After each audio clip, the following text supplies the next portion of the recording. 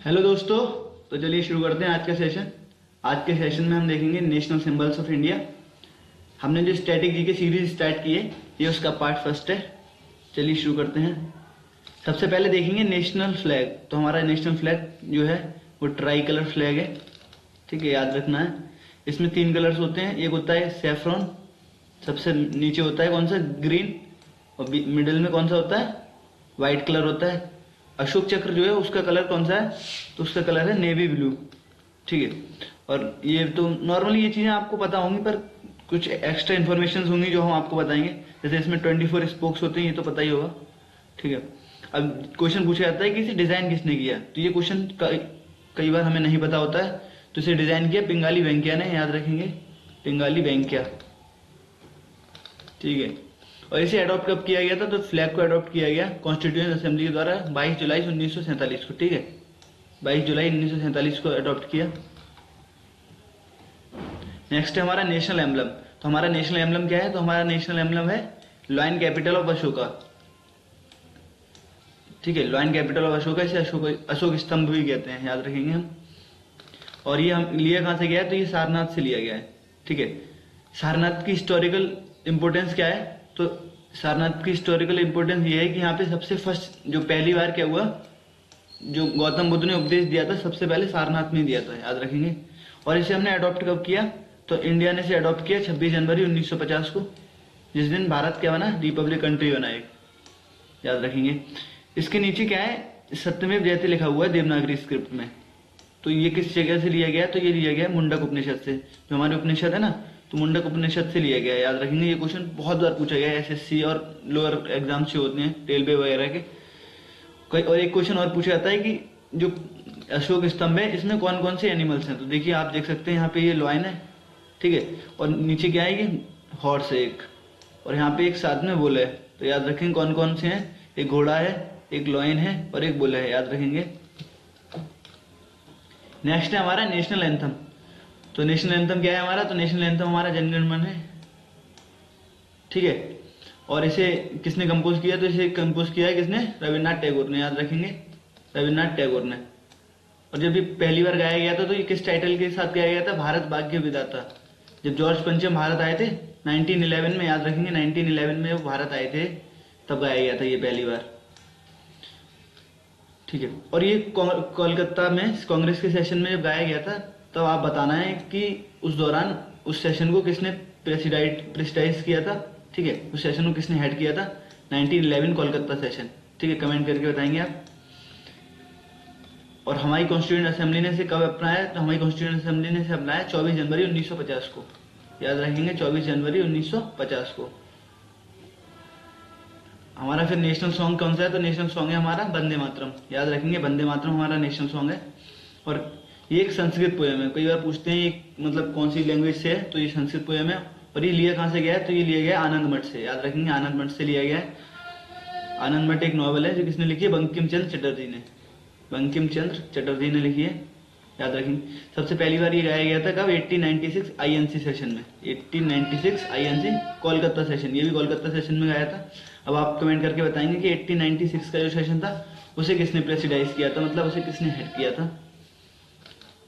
और इसे अडॉप्ट कब किया था, तो इसे भी अडॉप्ट किया था 24 जनवरी 1950 को, याद रखेंगे, कॉन्स्टिट्यूएंट असेंबली के द्वारा। नेक्स्ट है हमारी नेशनल प्लेस। तो नेशनल प्लेस है हमारी वही इंडिया इज माई कंट्री। ये आप लोगों ने, बहुत सारे लोगों ने स्कूल्स में की होगी, प्लेस ली होगी। तो ये किसने लिखी, तो ये लिखी पिदिमारी वेंकट सुब्बाराव ने, ठीक है, याद रखेंगे किसने लिखी, पिदिमारी वेंकट सुब्बाराव ने लिखी है। नेक्स्ट देखते हैं नेशनल करेंसी। तो नेशनल करेंसी का जो सिंबल है हमारा वो कौन सा है, तो ये है, ठीक है, रा जो है कटा हुआ रा है, इसे कहते हैं नेशनल सिंबल, ठीक है। और ये किसने डिजाइन किया, तो ये डिजाइन किया किसने, उदय कुमार ने, याद रखेंगे, उदय कुमार ने डिजाइन किया कब, 2010 में, 2010 में उदय कुमार ने डिजाइन किया इसे। और करेंसी कौन इशू करता है, तो reserve bank of India issue करती है, याद रखेंगे, रिजर्व बैंक ऑफ इंडिया, ठीक है। नेक्स्ट है हमारा नेशनल कैलेंडर। तो जो हमारा नेशनल कैलेंडर है तो वो कौन सा है, तो नेशनल कैलेंडर है हमारा शक कैलेंडर, ठीक है, याद रखेंगे, शक कैलेंडर है। अब आप क्वेश्चन में, आप कमेंट सेक्शन में बताएंगे कि शक कैलेंडर स्टार्ट किसने किया था, ठीक है, बस शक कैलेंडर स्टार्ट किसने किया था। और ये कितने, ये जो है नॉर्मल जो ग्रेगोरियन कैलेंडर है, ठीक है, उससे कितने वर्ष आगे चलता है, ये भी आप कमेंट सेक्शन में बताएंगे, ठीक है। कई बार क्वेश्चन पूछा जाता है कि जो हमारा नेशनल कैलेंडर है उसका फर्स्ट वर्ष कौन, मतलब फर्स्ट महीना कौन सा है।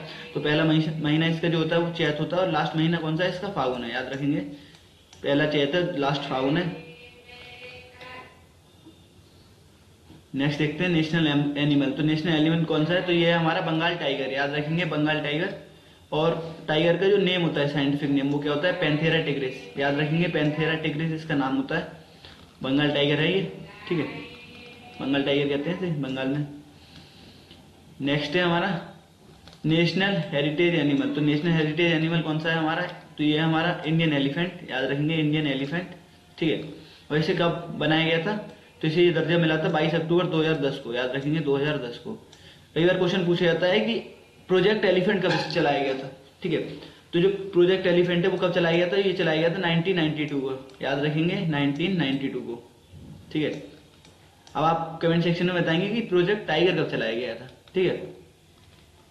चलिए आगे बढ़ते हैं। नेक्स्ट है हमारा नेशनल एक्वेटिक एनिमल। तो नेशनल एक्वेटिक एनिमल कौन सा है हमारा, तो ये है गंगा डॉल्फिन, ठीक है, जो गंगा डॉल्फिन है वो है, ठीक है। और इसका जो साइंटिफिक नेम है वो क्या है, प्लेटिनिस्टा गैंगेटिका, याद रखेंगे प्लेटिनिस्टा गैंगेटिका इसका साइंटिफिक नेम है। और इसे एक्वेटिक एनिमल का दर्जा कब मिला था, तो इसे एक्वेटिक एनिमल का दर्जा कब मिला था, तो इसे मिला था 2009 में, याद रखेंगे 2009 में, ठीक है। तो ये पाई जाती है गंगा और ब्रह्मपुत्र में मोस्टली पाई जाती है, इसीलिए इसे गंगा डॉल्फिन कहते हैं। इंडिया, बांग्लादेश और नेपाल में भी पाई जाती है। चलिए फिर देखते हैं नेशनल रेप्टाइल। तो नेशनल रेप्टाइल कौन सा है हमारा, तो वो है हमारा किंग कोबरा, याद रखेंगे किंग कोबरा।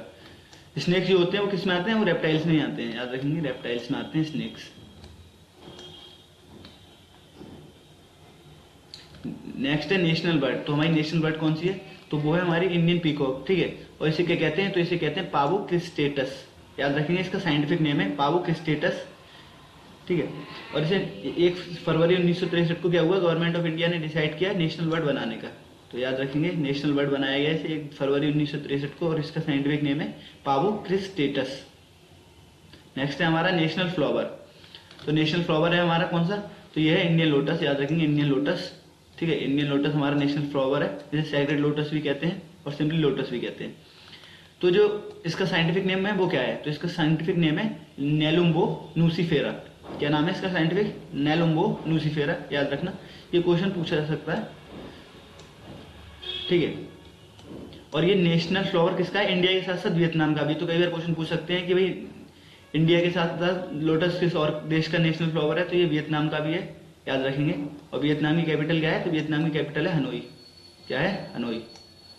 और वियतनाम किस ग्रुप में आता है, ठीक है, तो ये जो आसियान ग्रुप है ना, association of south east countries, तो उसमें भी वियतनाम आता है, ठीक है। आप कमेंट करके बताएंगे कि आसियान में कितने देश आते हैं, ठीक है। नेक्स्ट है हमारा नेशनल ट्री। तो नेशनल ट्री कौन सा है हमारा, तो नेशनल ट्री है इंडियन बनियान, ठीक है, बरगद का जो पेड़ है वो नेशनल ट्री है हमारा। तो इसका साइंटिफिक नेम पूछा जा सकता है, तो इसका साइंटिफिक नेम क्या है, तो इसका साइंटिफिक नेम है फाइकस बेंगेलिनेसिस, ठीक है, क्या है, फाइकस बेंगेलिनेसिस इसका साइंटिफिक नेम है, याद रखेंगे। और इसे हमने कब अपना मतलब वो दिया था, क्या कहते हैं,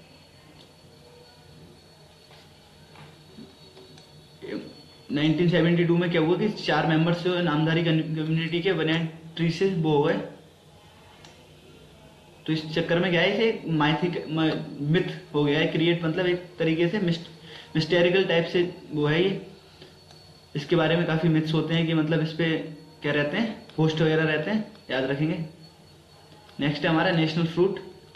तो नेशनल फ्रूट कौन सा है हमारा, तो वो है मैंगो, ठीक है। और इसका साइंटिफिक नेम कई बार पूछा जा चुका है एसएससी या रेलवे वाले एग्जाम्स में, तो आप इसे याद कर सकते हैं। इसका साइंटिफिक नेम क्या है, मैग्नीफेरा इंडिका, ठीक है, मैग्नीफेरा इंडिका। और इंडिया में 100 से ज्यादा वेराइटीज हैं इसकी, मैंगोज की।